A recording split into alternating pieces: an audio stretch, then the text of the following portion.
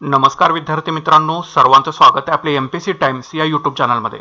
तर राज्यसेवा आणि कंबाईनची जी पूर्वपरीक्षा होणार आहे 2024 साठी, तर त्याचे हे तुम्हाला जे आहे ते मंथली स्टडी टार्गेट जे आहे ते तुम्हाला सांगून देतो की आपल्याला ह्या महिन्यामध्ये म्हणजे 1 डिसेंबर पासून 31 डिसेंबर पर्यंत एका महिन्यामध्ये कुठला सिलेबस किंवा कोणता चॅप्टर जो आहे, सिलेबस म्हणण्यापेक्षा चॅप्टर कुठला जो आहे हा आपल्याला त्या विषयातील पूर्ण करायचा आहे, की जेणेकरून तुम्ही आतापासूनच जे आहे ते आज तुम्ही तयारीत राहाल आणि उद्यापासून त्यावेळेला तुम्हाला डेली स्टडी टार्गेट मिळतील ते तुम्ही पूर्ण संपवून तुमचं मंथ एंडला जे आहे ते तुमचं जे टार्गेट जे आहे आपलं हे मंथली हे तुमचं पूर्ण होऊ शकेल। ठीक आहे, तर आता सुरुवात करू। आता याच्यामध्ये तुम्हाला राज्यसेवा आणि कंबाईन हे दोघांचं पण मी तुम्हाला टार्गेट सांगून देतो की ह्या महिन्यामध्ये कुठलं टार्गेट जे आहे ते आपल्याला पूर्ण करायचं आहे। जर तुम्ही राज्यसेवा आणि कंबाईन दोघांची पण तयारी करत असाल तर हे दोघांना पण तुम्हाला कामाला येणार आहे।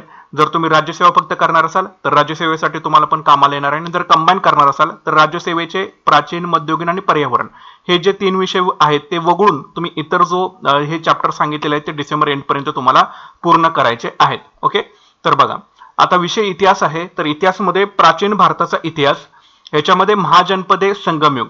जर तुम्ही आधीपासून आपले स्टडी टार्गेट फॉलो करत असाल तर तुमचं जवळपास महाजनपदे आणि संगमयुग जे आहे हे जवळपास संपलेलं आहे। ठीक आहे, जवळपास संपलेलं आहे। तर त्याच्यामुळे तुम्हाला फक्त एक वैदिक काळ जो चॅप्टर आहे तो ऍड होईल। तरी सुद्धा आपण पहिल्यापासून रिस्टार्ट करून, जर तुम्ही चॅनलवरती नवीन असाल आणि तुम्हाला स्टडी टार्गेट जर फॉलो करायचं असेल तर तुम्ही व्हिडिओला पहिल्यांदा आधी लाईक करून घ्या। जर तुम्हाला जास्तीत जास्त व्हिडिओला लाईक आले तर आपण चॅनलवरतीच तुम्हाला free of cost daily study target जे तुमच्यासाठी अवेलेबल करून देईन। ठीक आहे, फक्त रिस्पॉन्स तुमचा याच्यासाठी असला पाहिजे।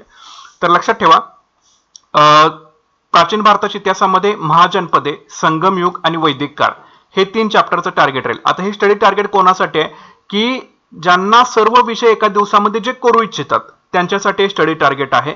जर तुम्हाला सर्व विषय एका दिवसामध्ये करायचे नसतील तर तुम्हाला 20 ते 25 दिवसाला एक विषय डिवाइड होऊन येणार आहे, तर त्याचं स्टडी टार्गेट तुम्ही स्वतःहून बनवावं लागेल। ठीक आहे, पण ह्या मेथडमध्ये आपण सगळ्या विषयांचा जो अभ्यास आहे हा आपण एका दिवसामध्ये करत असतो, जेणेकरून परीक्षेमध्ये सुद्धा सगळे प्रश्न आपल्याला एकत्रितच मिळणार आहेत।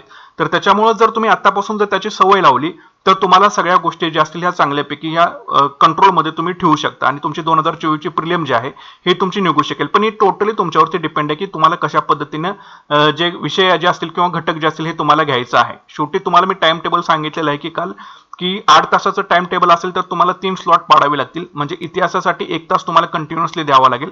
जर 1 तासाचा जर आपण विचार केला दिवसभरातला तर तुम्हाला जवळपास 30 ते 31 तास तुम्हाला मिळतील। 31 तासामध्ये सांगितलेले चॅप्टर तुमचे जे असतील ते पूर्ण तुम्हाला व्हावं लागेल, म्हणजे संपूर्ण महिन्याचं जर कॅल्क्युलेशन करून तुम्हाला मी सांगितलं तर। ठीक आहे, तर अशा प्रकारे जर तुम्ही डिवाइड करून गेला तर आणि तरच तुमचा अभ्यासक्रम जो आहे तो पूर्वपरीक्षेपर्यंत संपू शकेल। ओके, तर हेच तुम्हाला मेथड जे आहे ते तुम्ही फॉलो करू शकता। किंवा जर मग तुम्हाला सब्जेक्ट नुसार जर जायचं असेल तो एकत्रितरित्या जर तुमचा गोंधळ होत असेल तर 20 ते 25 दिवसांनी तुमच्या पद्धतीने तुम्ही चॅप्टर लिस्ट जे आहे ते तुम्ही ठरवून घेऊ शकता फक्त। ठीक आहे, तर बघा प्राचीन भारताच्या इतिहासामध्ये महाजनपदे, संगमयुग आणि वैदिक काळ हे 3 चॅप्टर आपल्याला संपवायचे आहेत। मध्ययुगीन भारताच्या इतिहासामध्ये दिल्ली सल्तनत सुद्धा तुम्ही आता आधीपासून जर फॉलो करत असेल तर तुमचा संपलेला असेल। दिल्ली सल्तनत हा आपल्याला संपवून घ्यायचा आहे। परत एकदा आपण हे रिकॉल करूया, इस्लामचा उदय आणि अरबांचा सिंधवर विजय हा एक चॅप्टर आपण याच्यामध्ये ऍड केलेला आहे। तर हा एक चॅप्टर आपल्याला डिसेंबर एंडिंग पर्यंत संपवायचा आहे। ठीक आहे, आणि आधुनिक भारताचा आणि महाराष्ट्राच्या इतिहासामध्ये आधी सुरुवातीला आपण गांधी युगातील राष्ट्रीय चळवळ जो आहे हा संपून घेऊया। याच्यातले काही पॉईंट्स आपण आधीच्या स्टडी टार्गेटमध्ये सांगितलेले होते तर ते पुन्हा एकदा आपण रिपीट करून उरलेले सगळे पॉईंट हा जो महिना ठेवलेला आहे टोटली हा गांधी युगातील राष्ट्रीय चळवळीसाठीच आपण हा महिना जो आहे तो ठेवलेला आहे। जानेवारी, फेब्रुवारी, मार्च आणि एप्रिल मध्ये नंतर गांधीयुग ज्यावेळी तुम्ही एकदा कव्हर केलं की नंतर बाकीचे जास्त चॅप्टर तुम्हाला मोठे दिसत नाहीयेत, कारण ते कंट्रोलमध्ये आपल्याला येऊ शकतात। पण गांधीयुग जोपर्यंत आपण परफेक्ट करत नाही तोपर्यंत आधुनिक भारताचा असेल किंवा महाराष्ट्राचा इतिहास असेल तो आपल्या आटोक्यामध्ये येत नाही। ठीक आहे, नंतर मग काय उरतात, मग ज्या आपण याच्या आधी स्टडी टार्गेटमध्ये आपण ऑलरेडी क्लिअर केलेलं आहे, आदिवासी चळवळ ज्या सगळ्या चळवळी असतील त्या। ठीक आहे, नंतर ज्या संघटना असतील त्या, गव्हर्नर जनरल असतील, 1857 उठाव असतील, कायदे असतील, म्हणजे त्याला एक कसं एक लिमिटेशन आहे। ठीक आहे, म्हणजे ते तेवढंच आहे। पण गांधीयुगातील राष्ट्रीय चळवळ कशी आहे थोडंसं विखुरलेलं आहे, तर ते आपल्याला एकत्रितरित्या आणून ह्या महिन्यामध्ये गांधीयुग जे आहे ते टोटली आपल्याला संपवून घ्यायचं आहे।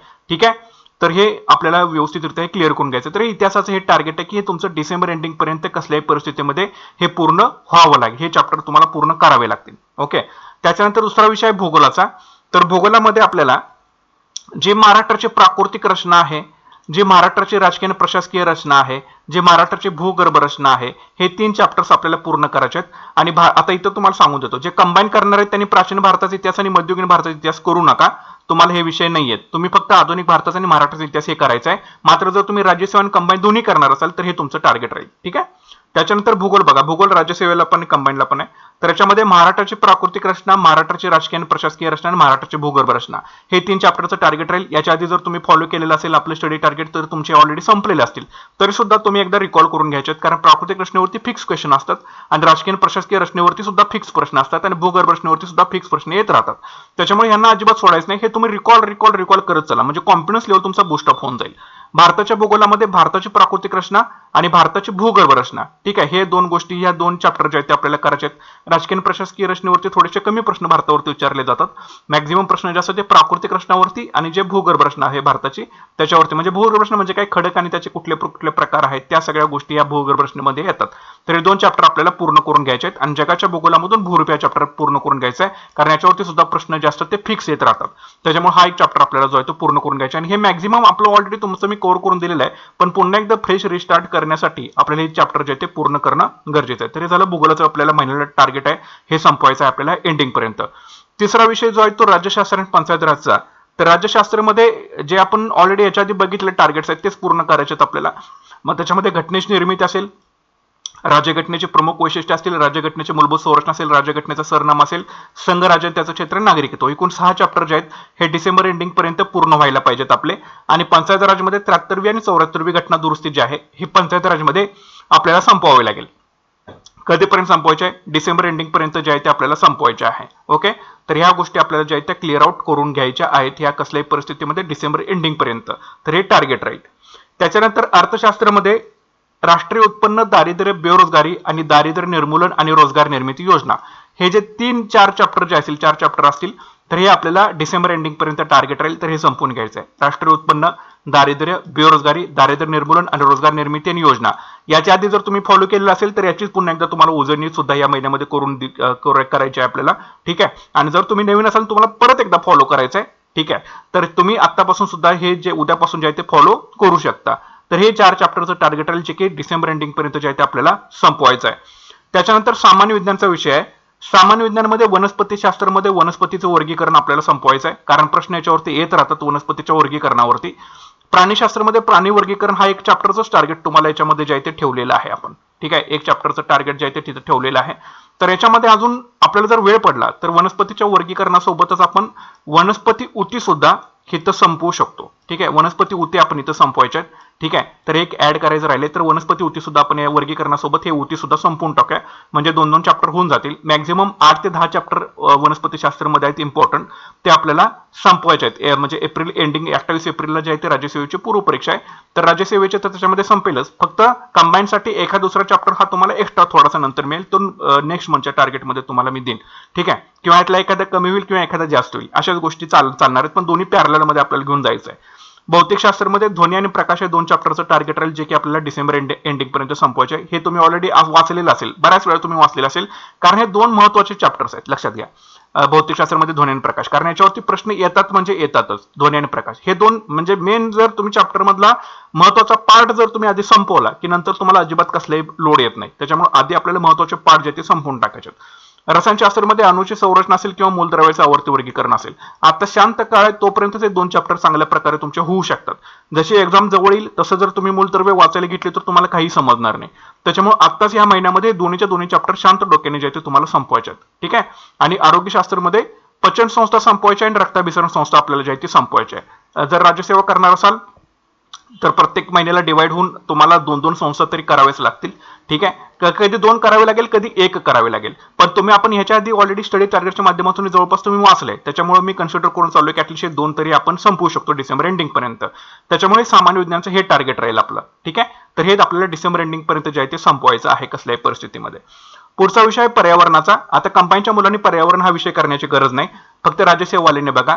कंबाईन मध्ये पर्यावरणामध्ये शाश्वत विकास आपण ऑलरेडी संपवलेला होता. पर्यावरणीय समस्या सुद्धा आपण बऱ्यापैकी संपवलेलाच होता चॅप्टर. आता फक्त जे एक चॅप्टर आपण ऍड करतो त्याच्यामध्ये जागतिक तापमान वाढ आणि हवामान बदल. ठीक आहे. तर हे 3 चॅप्टरचं टार्गेट जे आहे हे डिसेंबर एंडिंग पर्यंत टार्गेट आपलं राहणार आहे पर्यावरण या विषयाचं. ठीक आहे. तर याचे कुठले तुम्हाला संदर्भ पुस्तक वापरायचे ते तुम्हाला जसं डेली स्टडी टार्गेट मिळेल त्याच्यामध्ये तुम्हाला मिळून जाईल. डेली स्टडी टार्गेटसाठी एकच रिक्वायरमेंट आहे की जास्तीत जास्त तुम्ही जर व्हिडिओला लाईक केले तर आणि तरच तुमच्यासाठी मी चॅनलवरती अवेलेबल करून देईन. दररोज तुम्हाला चॅप्टरमधले कुठले मुद्दे वाचायचे आहेत. ओके. आणि जे पर्यावरण जो आहे यासाठी तुम्हाला तुषार घोरपडेचं एक पुस्तक इनफ झालं. त्याच्यामुळे एकातूनच करा पण चांगल्या पद्धतीने ते करू शकता तुम्ही. प्लस 11वी-12वीचे स्टेट बोर्ड पुस्तक तुमच्याकडे आहेतच. ठीक आहे. तर हे पर्यावरणाचं टार्गेट आहे. त्याच्यानंतर चालू घडामोडी, गणित, बुद्धिमत्ता आणि पॅसेजेस. तर चालू घडामोडी कमीत कमी 3 महिन्याच्या चालू घडामोडी तुमच्या डिसेंबर एंडिंग पर्यंत वाचून पूर्ण व्हायला पाहिजेत. मग याच्यामध्ये जानेवारी 2023, फेब्रुवारी 2023 आणि मार्च 2023चं टार्गेट आहे. आता आपल्या चॅनलवरती जानेवारी आणि फेब्रुवारी 2023चे बऱ्यापैकी करंट अफेअरचे जे MCQ जे आहेत ते तुम्हाला मी ऑलरेडी उपलब्ध करून दिलेले आहेत चॅनलवरती. जाऊन तुम्ही ते बघून घ्या. जर तुम्हाला जीके टुडेचे मराठीमध्ये क्वेश्चन्स बघायचे असतील, म्हणजे त्यांचं इंग्लिश आणि हिंदीमध्ये अवेलेबल असतं, पण आपण त्याचं मराठीमध्ये सुद्धा तुमच्यासाठी अवेलेबल करून दिलेलं आहे जानेवारी आणि फेब्रुवारीमध्ये, ते बघू शकता. किंवा जर तुम्हाला ते सापडत नसेल तर ह्याचे पुन्हा एकदा आपण सिरीज जे आहे ते चालू करून देतो चॅनलवरती. तर ते तुम्हाला बघितल्यानंतर त्याचा निश्चितच फायदा जो आहे तो होणार आहे. आणि त्यातलेच क्वेश्चन मॅक्झिमम पडत राहतात. ठीक आहे. तर महत्त्वाचे काही सोर्सेस वापरून आपण चालू घडामोडीचे सुद्धा व्हिडिओ तुमच्यासाठी आणून देईल की त्यामधले तुम्हाला प्रश्न परीक्षेमध्ये दिसू शकतात. ठीक आहे. तर जानेवारी, फेब्रुवारी, मार्च 2023 हे 3 महिन्याचं तुमचं टार्गेट राहील, जे की डिसेंबर एंडिंग पर्यंत तुम्हाला पूर्ण करायचं आहे. गणितासाठी अंतर, वेळ आणि वेग, काळ आणि काम आणि सरासरी हे 3 चॅप्टरचं तुमचं टार्गेट राहील गणितासाठी, जे की तुम्हाला डिसेंबर एंडिंग पर्यंत पूर्ण करायचं आहे. आणि बुद्धिमत्तेसाठी दिशा, ज्ञान, चाचणी आणि घड्याळ ह्या 2 चॅप्टरचं टार्गेट राहील, जे की डिसेंबर एंडिंग पर्यंत तुम्हाला पूर्ण करायचं आहे.